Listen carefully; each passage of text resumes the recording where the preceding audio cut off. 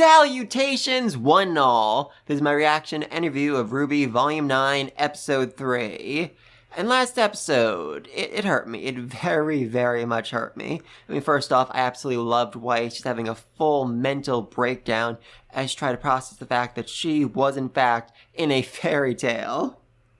Love that. But then we had RWBY, who was just fully denying the fact that Penny actually died, refusing to acknowledge the feelings involved in that, and then she finally got a piece of Penny. She got Penny's sword when she was so desperately in need of a sword, and ended up giving Penny a full freaking eulogy before giving the sword away so they could continue on the journey, and that just utterly and completely broke my heart. Oh, that hurt. That seriously hurt. I'm expecting a whole lot more hurt this episode. But anyway, though, last episode also brought up a few other things. First off, Blake pointed out that Jinxie, the raccoon, was much older than he appeared in the book, which is very interesting. Does this mean they aren't actually in the timeline of the Ever After, the timeline of the girl who fell through the world, and they're in fact, in the same world, but like 20, 30, 40 years in the future? Because if so, their whole, oh, we know the book so we can handle this thing, might not go exactly as they had planned. Oh, that could be fun. Secondly, Weiss pointed out that John and Winter may have gotten to Shade Academy, which is deeply concerning, because that means that Weiss doesn't actually know that John fell too. And I've been speculating for a long time that the dude in Knight full armor is in fact John, the Rabbit Knight in disguise. And this makes a lot more sense if nobody is looking for him. He could show up and save Team RWBY over and over again, and none of them would suspect that's John because none of them know that John is in this world. That'd be really cool. And then finally we have Neo. Now, ever since I saw the opening back in episode 1, I'm wondering how it seemed that Neo managed to, gather an entire army behind her in just the few short hours she's been in this world. And part of me was wondering back then, oh, maybe there was some sort of time dilation and Neo's actually been here for weeks or even months. But now that we know that this is the Ever After, and that we know this is the world from The Girl Who Fell Through the World, it makes a lot more sense, because Neo is probably intimately familiar with that book. I mean, she didn't go out a whole lot as a child. Her parents were just overwhelmingly ashamed of her appearance and her inability to talk, which led to them, basically locking her up in a room 24/7, and that led to her having a whole lot of time to read. So if Neo's familiar with the book, she may have been able to more easily win these people over to her side because she knows the customs of this world. Very interesting. But anyway, though, let's get started in 3, 2, 1. Yeah, like I said before, really think that knight is actually John. He is the Rabbit Knight, but nobody will recognize him because they don't actually know he's supposed to be in this world. Interesting. Okay, that's a lot of focus right there on that butterfly. What's going on here? I mean, I don't think any character we've known up this point has really been associated with butterflies. Best guess right now, and it is definitely insane, is that butterfly was actually created by Neo, by her semblance, and she's using it to spy on Team RWBY. Like I said, definitely insane, but it does make some sense, because in the book Roman Holiday, it's revealed that Neo herself was originally a creation of, I think the girl's name was Vanille's semblance. She wasn't actually real. She was basically a make-believe friend, but one who had full sentience. So it would make some sense if Neo was able to create butterflies and essentially see through them. Very curious about that. Okay, seriously, Weiss, you absolutely need to chill the freak out. I mean, yes, I know this whole fairy tale world thing is really disturbing you, but you are a freaking goddamn heiress. You are used to dealing with, people of high authority, high status. You should be able to, deal with greeting a king without fully and completely losing your freaking mind.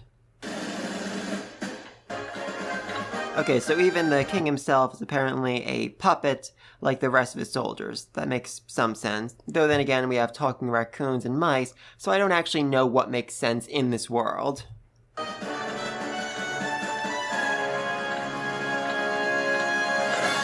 Okay, already hate this kid. I already hate this kid. He reminds me a lot of Whitley, and I very much want to slap him. Not, Volume 8 Whitley, obviously. I'm talking like Volume 4 Whitley. That kid was very annoying. I am the Red Prince. Okay, so yeah, there's definitely something very off with this world. I mean, for one thing, that crown is just way too big for this kid's head. And I love that. But according to the book, there's supposed to be a Red King, and there isn't. And like I said before, Jinxie was way older than he appeared in the book. So is this, like I said, 20, 30, 40 years in the future? Has the Red King died, and now the Red Prince has taken over? And on my birthday! Happy birthday, Your Majesty! Oh, I love that. I absolutely love that. Happy birthday, Your Majesty! All in unison. So perfect. Happy birthday, Your Majesty! Okay, except that dude who was distracted by the butterfly, which definitely seems important. Definitely seems important. I'm still going with that being Neo in disguise. Red Prince? The king wasn't nearly as rude. Or small. Are you freaking kidding me, Yang? Yes, obviously this dude, very small, very rude. You do not offend a prince/king to his face, and especially not on his birthday, and especially not when he's in the middle of a freaking temper tantrum. It's like you want to be executed. Or loud. Well, if it hadn't been for your kind, the king would still be here. Okay, so there was in fact a king who was killed by your kind. Okay, I'm actually going back with the time dilation theory and argue that Neo got here earlier and killed the Red King. Or, actually, now I think about it, if this is, the future of the book, maybe Alex killed the Red King and now the Red Prince took over. Happy birthday, Your Majesty! Oh, there we go! Oh, I love that curtsy. I gotta rewind that. Oh, Ruby is trying so hard here. And again, Weiss, you are the freaking Harris. Do something. Bow, curtsy, whatever you're supposed to do when you meet a member of royalty. Majesty? Happy birthday, I guess. Oh, Little's excitable. I like that. You literally just told us. Also, we saw advertisements for your party everywhere. Wow. Okay, so this dude, next level crazy and paranoid. But then again, his father was killed by humans, so I guess that does make some sense. Royalty! That's me, thank you very much. The heir to the Crimson Castle! Okay, also, I owe Whitley a serious apology. Even at his worst, even at his absolute worst, he was never as bad as this psychopath right here. Ew. This dude is going to fully disrespect Penny's sword, and when he does, I'm going to call for everyone in the world to freaking execute him on the spot. Yes, there we go. He is disappointed by Penny's freaking sword, and I am very, very angry. Green? Why is it green? Holy freaking mother of God, he kicked it. He kicked the freaking sword. Okay, Ruby, I know you're normally, not that violent of a person, more or less, but I would really, really like it if you were to remove this man's head from his body, and then remove all of his limbs from his body, and then take all those scattered parts and throw them into a freaking volcano.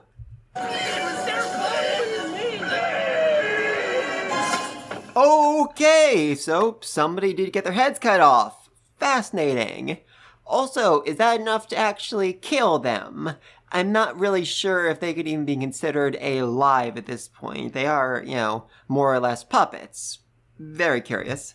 And again, that freaking goddamn butterfly. Very, very ominous. Oh, hey, we saw this in the trailer. And yeah, it looked really trippy back then. Still looks a little bit trippy, but the context makes some sense.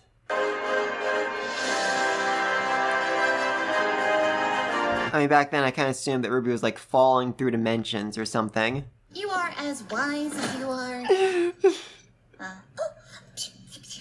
Small.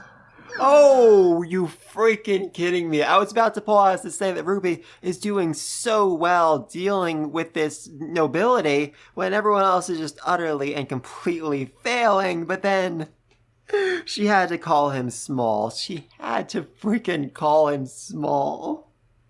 I don't know, maybe he'll think of it as a compliment. Thank you.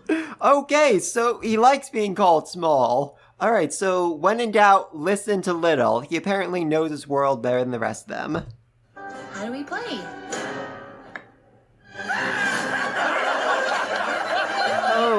Okay.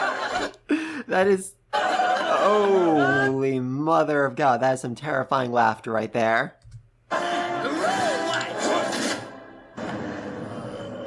Okay, so this is basically wizard chess from Harry Potter.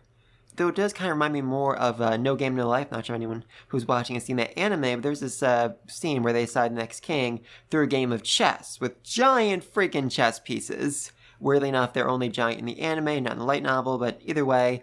And the basic caveat of the game is that the more charismatic you are as a leader, the more your chess pieces are willing to basically break all the rules. Yeah, it certainly seems like RWBY is fighting at a disadvantage here, given that all her chess pieces are much, much weaker and much more heavily damaged. So she's probably going to lose unless she cheats, but then again, the whole point of this world, the whole point of the story, is that Alex only managed to escape by lying and cheating. So maybe there's some sort of trick in the book that's going to help RWBY win this game. Oh no. How? Oh no, no, no, no, no. Okay, yes, this means her friends are going to become her pieces. This really does remind me of Harry Potter now. Fascinating. Perfect that you brought along friends to play then. Okay, RWBY, I'm just going to say this now. You're all alone in a completely separate dimension, and this kid is, a kid, a child. You could fully murder him right here, right now, and just figure out another way to the tree. Just saying. He did throw Penny's sword into the bushes, and I'm very, very much hoping you get the sword from the bushes. Have some faith. Okay, thank God. So they still have their powers, or they still at least have their fighting skills, even though they are now many. Thank the freaking gods. Doesn't bother me. Oh, loving. Okay, loving Little and loving the fact that the king is about to have or prince, I suppose, is about to have a full freaking meltdown. Oh, that'll be fun. You're up. All over it. Yang, he is freaking down already. You don't need to keep punching him.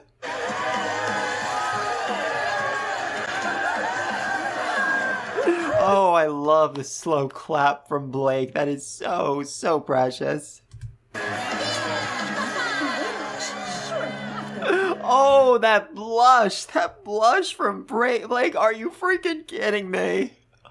Oh, that is precious. That is so, so precious. Also, Yang's just like fully rotating her arm in insane angles. Love that. Yeah, I don't really know if that's how the game is supposed to work, but again, he's crazy and evil, so... And the king. He's also the king, or prince, whatever. So whatever he says kinda goes. This isn't right. This isn't fair. Is he about to break out into a full musical number? Because... Yeah, again, RWBY, you have every opportunity to murder him. Just do it. You. Little's a mouse. At least I think. Sure. Sure, why not? If you say I'm a mouse, I guess I'm a mouse. Plus are human? Okay, oh, first off, love the cat behind them. But yeah, turns out humans really aren't that welcome in this world.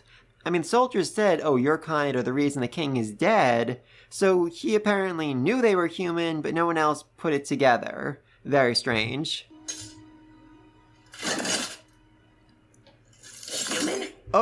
Oh, mother of God. I was gonna say, wow, he doesn't even look angry, he just looks shocked. But then his face literally broke in half, so yeah, I think he is very, very angry. Human! I knew it! Love that swing. And like full on Chaz as they are kicking all the knights' butts. Oh, that's beautiful. Also, she just literally cut that one dude in half, so I feel like that might be murder. Oh, and she needs to fight the white pieces as well, because, yeah, they are all the king's pieces. And, okay, yeah, she just turned that dude into a suicide bomber. An involuntary suicide bomber. Wow, that's dark. Also, again, Ruby, you can fully murder this kid. No one would blame you. I mean, his face is already half broken. Murder would be very, very easy right now. Give up already. Oh, wow, that is freaking beautiful right there. Is that like a partial summoning? I mean, she hasn't done that very often. Just, I think back Volume 3 when she summoned like the knight's arm to cut the giant robot in half. God, I love that scene. Seriously, again, Volume 3 probably remains the best volume in this entire series. Okay, Yang got mad. Yang got very, very mad. And we haven't seen her, go full hair on fire in a while. It wasn't the whole thing like, oh, you need to learn how to control your anger. I mean, I guess now is like the right time to unleash that anger, but still.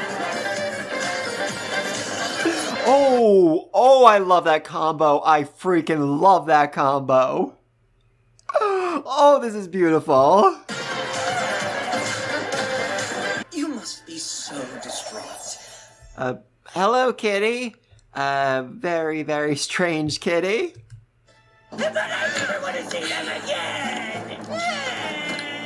Wow, this is a full freaking temper tantrum.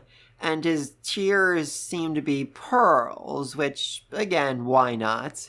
Also, what is the deal with the Cheshire Cat, or the Mysterious Cat, whatever it's called here? It, like, fully convinced this dude not to murder them. Is it in charge of him? Is it just a friend of his? What's going on there?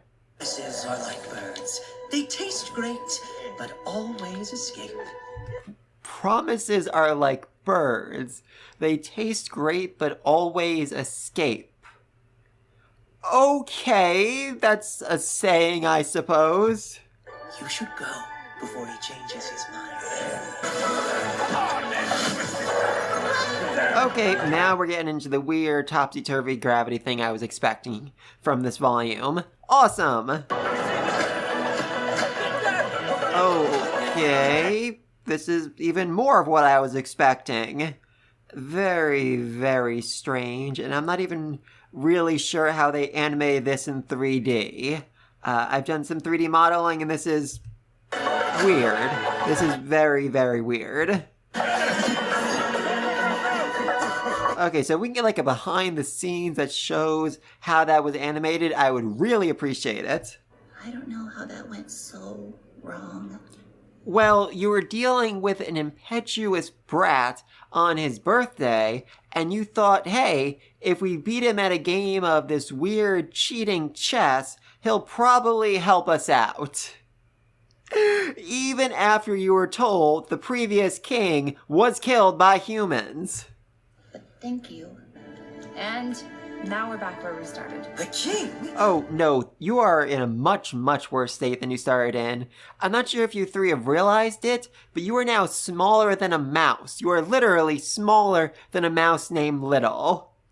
Now we're back where we started. The king? Oh, no, you are in a much, much worse state than you started in.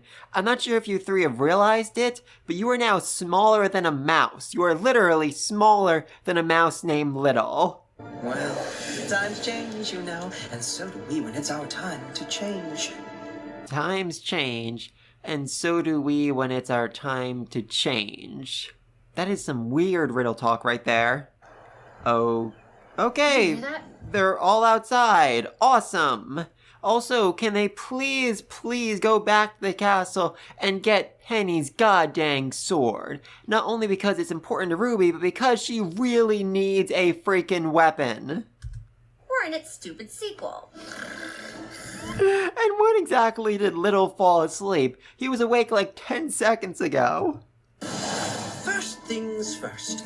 When Alex was lost, she met the Curious Cat, who loved to ask questions. And the Curious Cat helped Alex find the tree. Wait, It's taken you this long to realize that the talking cat may have been a talking cat in the freaking book? Oh my god above. I feel like they should have spent like the first 2 episodes just going over every plot point and character they might end up meeting. Another very weird butterfly. This one looks slightly different than the other butterfly, so it's probably not the same butterfly. Well, that is freaking ominous. An acre that is just covered in darkness and rain. Fun!